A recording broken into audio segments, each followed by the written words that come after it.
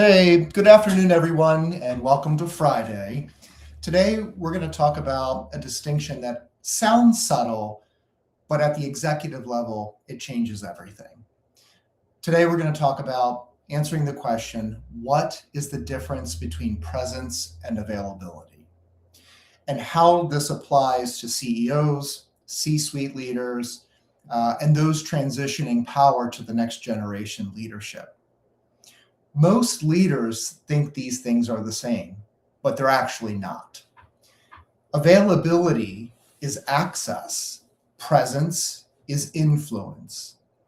And the higher you rise in leadership, the more dangerous it becomes to confuse the two.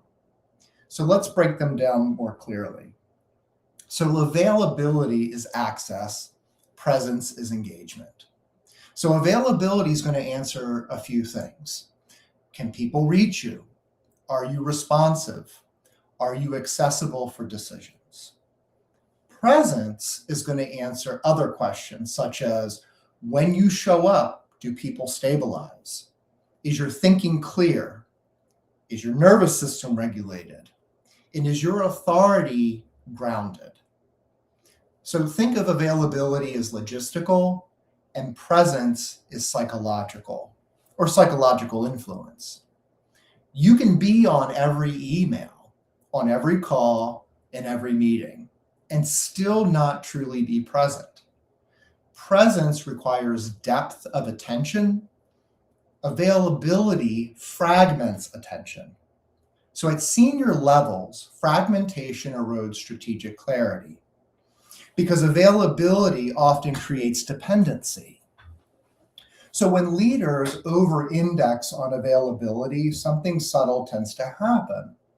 The organization begins to orient around them. So people start saying things like, let's wait until she weighs in, or I need his approval, or we shouldn't decide without her. So the leader becomes the bottleneck, essentially. It looks like involvement, it feels like being responsible, or feels like responsibility, but it's actually creating dependency. And if everything slows down when you step away as the leader, you haven't built presence. You've actually built reliance. Presence is how the organization operates when you are not there. Here's the deeper layer to consider. Presence is not just how you behave in the room, it's how your leadership continues to function when you're not in the room, when you are absent. So if your presence is internalized within your group, strategy is going to guide decisions without you. Values are going to regulate behaviors without your enforcement. Emotional tone remains steady under pressure without having to essentially run to you. And authority is respected even when you're not there. So availability says, you can reach me. Presence says, you can operate without me. Now that's true executive leverage. Presence is regulatory power. So when a CEO enters a room, the room calibrates to them. So if they are reactive or impatient or scattered or defensive, obviously the system is going to mirror this. Now, if a leader is grounded, they are measured, they are clear, and they are contained, the system is ultimately going to stabilize. So think of presence as also a nervous system event, right? At the executive level, your regulation becomes the organizational regulation. That's why presence scales. Availability doesn't. I want to say that again. Presence scales, availability doesn't. Availability without presence leads to micromanagement. And so when a leader feels responsible for everything, they increase their availability. They insert themselves into decisions, they override the emerging leaders, and they monitor excessively. So from the outside, it looks committed, but from the inside, it signals a lack of trust. And so true presence often looks like restraint, right? So it means being able to tolerate discomfort long enough to let others step forward. Presence requires ego containment. Availability often masks ego attachment. So this important piece that I'll talk about now is important for CEOs who are transitioning out. This becomes critical. Whether you're going from CEO to board or to ambassador, or you're retiring even. Leadership transition exposes this difference dramatically. So outgoing leaders often reduce their visibility, but maintain psychological control. They stay copied on emails. They informally advise teams. They re-enter decisions just to help. That's availability disguised as support. But presence during transition looks different. That sounds like, I trust your judgment. This is your call. I will not override you. I'm stepping back intentionally.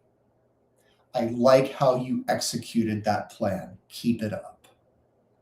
If the organization still orients around that formal or outgoing leader, the successor never stabilizes authority.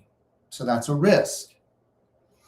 So presence and transition actually means there's a clear transfer of decision rights, right?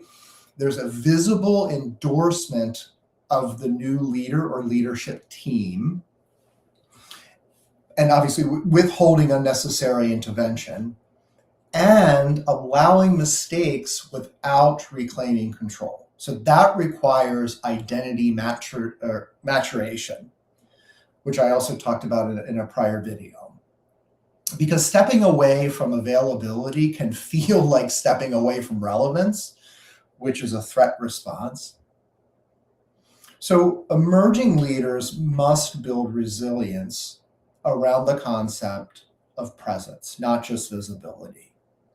So incoming executives often believe they must be hyper available to prove legitimacy. So they're going to join every discussion. They're going to respond instantly. They're going to over participate. They're going to escalate involvement. But legitimacy isn't built through access. It's built through coherence. So presence for leaders looks like this. They're listening before they decide. They're regulating before they react. They're clarifying directions consistently, and they're setting boundaries strategically. Presence builds psychological safety. Availability builds dependency. So here's the strategic shift.